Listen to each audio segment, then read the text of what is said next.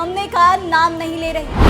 गोरखपुर संस्थान की पहली डायरेक्टर सुरेखा किशोर जनवरी में अपने बेटों को जूनियर रेजिडेंट के पद पर नियुक्ति कराने के आरोपों की वजह से पहले ही अपना पद गंवा चुकी है और अब लगभग 8 महीने के बाद पटना एम्स के डायरेक्टर और एम्स गोरखपुर के एक्टिंग डायरेक्टर और सीईओ प्रोफेसर जी.के. पाल पर फर्जीवाड़ा करने का बड़ा आरोप लगा है। बता दें कि गोरखपुर एम्स के सर्जरी डिपार्टमेंट के एचओडी डॉक्टर गौरव गुप्ता ने उनके खिलाफ एम्स पुलिस को तहरीर दी और कहा कि डायरेक्टर सामान्य वर्ग से आते हैं, लेकिन उन्होंने बेटे और बेटी का फर्जी ओबीसी सर्टिफिकेट बनवाए हैं। इस पे सालाना आय 80 लाख के बजाय 8 लाख दिखाया गया है। साथ ही उन्होंने डायरेक्टर, उनकी पत्नी प्रभाती पाल और बेटे और प्रकाश पाल पर इसमें शामिल होने का आरोप लगाया। साथ ही तीनों के खिलाफ एफआईआर दर्ज करने की मांग भी की है। लेकिन आखिर इसके पीछे की सच्चाई क्या है? क्या यह किसी तरह की साजिश है, गलती है या जानबूझकर की गई गलती? तो आइए हम आपको बताते हैं कि आखिर मामला क्या है। साथ ही आपको दिखाएंगे कि अपने ऊपर लगे आरोपों को लेकर एम्स के डायरेक्टर डॉक्टर जी.के. पाल ने क्या कुछ कहा है। नमस्कार, स्वागत है आपका कैपिटल टीवी बिहार के स्पेशल स्टोरी में और मैं आत्मजा आपके साथ।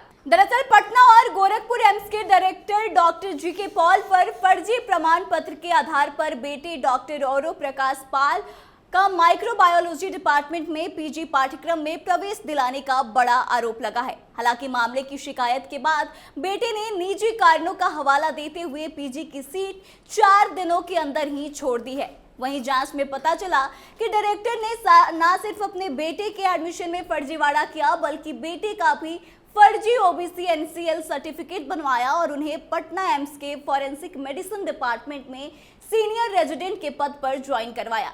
हालांकि इस मामले पर जब हमने डायरेक्टर से बात की तो उन्होंने बताया कि उनकी बेटी के सर्टिफिकेट में ओबीसी कैटेगरी तो जरूर है, लेकिन उनका सिलेक्शन जो है वो अनरिजर्व कैटेगरी में हुआ है। तो एक बार आप खुद सुनिए कि क्या कुछ कह रहे हैं doctor GK. Pal. My son actually had gone to AIIMS Gorakhpur to take admission and उधर भी मैं इनको बोला था कि ये उधर एडमिशन जनरल कैटेगरी में लेने के लिए, लेकिन ये एक्चुअली गलती से ओबीसी कैटेगरी में ले लिया। उसके बाद मेरा नॉलेज में जब आया कि ओबीसी कैटेगरी में ले लिया है, very next day I cancelled, asked him to resign, withdraw and come back, and he resigned and got relieved from within two days. चल इन बिटवीन एक संडे था, वो करके इधर आ गया। और ये भी जो एप्लीकेशन उनका जो था, ये मेरे जो नॉलेज में आया, ये ओबीसी के उधर अप्लाई किया है। उसके बाद ओबीसी जो एप्लीकेशन है उनका जो अप्लाई करके जो लिए थे, that also I have withdrawn and have cancelled the OBC MCL certificate from the authority, and we have not availed the benefit of OBC certificate, and whatever my son had got also, that was apparently without my knowledge, that also have surrendered and have cancelled the certificate. Okay sir, thank you for information. Thank you. तो सुना आपने बेटी के selection को लेकर क्या कुछ कहा है डायरेक्टर ने। इतना ही नहीं, उन्होंने साक्ष्य के तौर पर सर्टिफिकेट भी भेजा है। लेकिन वहीं बेटे के मामले को लेकर डॉक्टर पाल ने बताया कि गलती से उनकी बेटी ने ओबीसी कैटेगरी में एडमिशन ले लिया था, जिसके बाद यह मामला उनके संज्ञान में आया तो उन्होंने अपने बेटे का एडमिशन ही कैंसिल करवा दिया। एक बार आप खुद सुनिए कि बेटे के मामले को लेकर क्या कुछ कह रहे हैं एम्स डायरेक्टर। मेरे बेटी जो एम्स पटना में सीनियर रेजिडेंट हैं, वो अनरिजर्व कैटेगरी में उनका सिलेक्शन हुआ है। ये जो न्यूज छपा है ये पूरा गलत है। This is totally false and it is meant to tarnish my image at the national level. People are actually making false document to just circulate and get to defame me, and it is totally false. My daughter has taken this thing. She got SR seat through the written examination. Then there was interview, and I was not part of it. And moreover, it was for the unreserved seat. So this is totally false information. Sir, yes, बताइए. Sir, can you provide us original documents? Original document of getting admission through unreserved category? Yes, I can give you. It is available in the website. मैं आपको बताता हूँ, ये website में भी है। अगर आप व्हाट्सएप नंबर दे देंगे मैं आपके पास फॉरवर्ड भी कर दूंगा।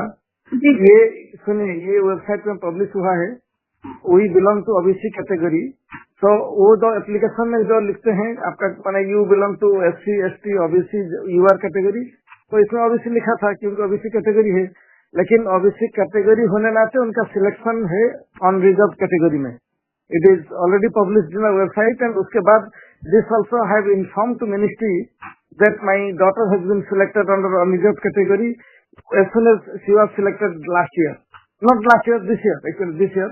I think this selection happened in the month of January. So I have also informed this long before to ministry.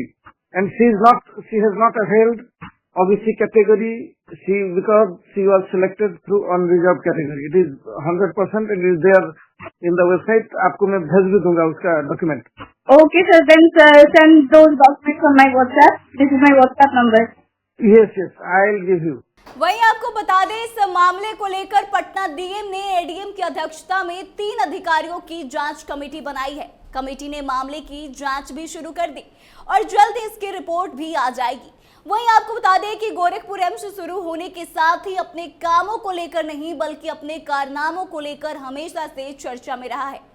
AIIMS में नियुक्ति और फर्जीवाड़ा का यह कोई पहला मामला नहीं है। इससे पहले भी एम्स की पहली डायरेक्टर सुरेखा किशोर भी जनवरी में अपने बेटों की जूनियर रेजिडेंट के पद पर नियुक्ति कराने को लेकर चर्चा में आई थी और इसकी वजह से उनको अपने पद से हटाया भी गया। लेकिन सबसे बड़ी बात है कि मेडिकल के क्षेत्र में इस तरह की घटनाएं आजकल अक्सर देखने को मिल रही है, जिससे कि लाखों लोगों की जान भी खतरे में पड़ सकती है।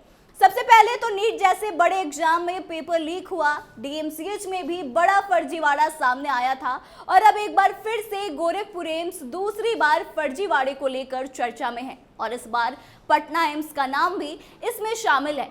अब देखना दिलचस्प होगा कि पटना डीएम की तरफ से गठित टीम जांच में क्या पाती है। साथ ही सरकार और प्रशासन को भी यह बात सुनिश्चित करनी चाहिए कि एटलीस्ट मेडिकल के क्षेत्र में इस तरह का फर्जीवाड़ा ना हो और फर्जी करने वालों पर कड़ी से कड़ी कार्रवाई की जाए। तो आप इस पूरे मामले को कैसे देखते हैं, कमेंट करके अपनी राय जरूर बताएं। साथ ही आप ये भी बताएं कि इसमें सरकार की क्या जवाबदेही बनती है। तो फिलहाल इस खबर में बस इतना ही। आगे की तमाम अपडेट्स के लिए बने रहे हमारे साथ, देखते रहे कैपिटल टीवी बिहार। धन्यवाद।